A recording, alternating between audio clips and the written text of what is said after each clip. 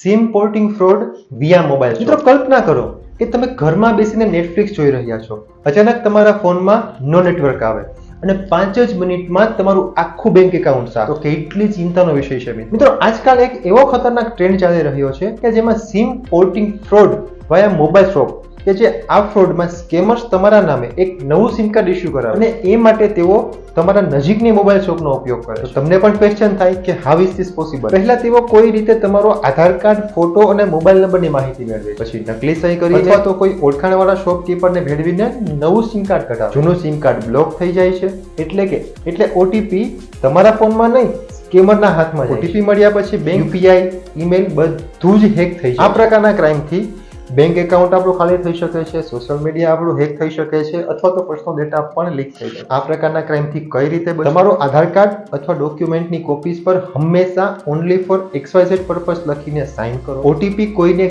ક્યારેય પણ ના આપો.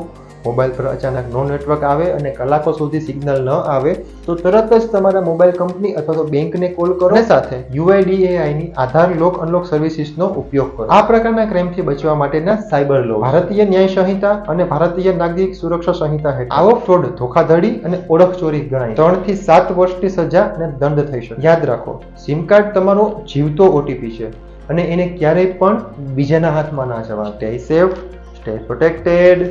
જય હિન્દ.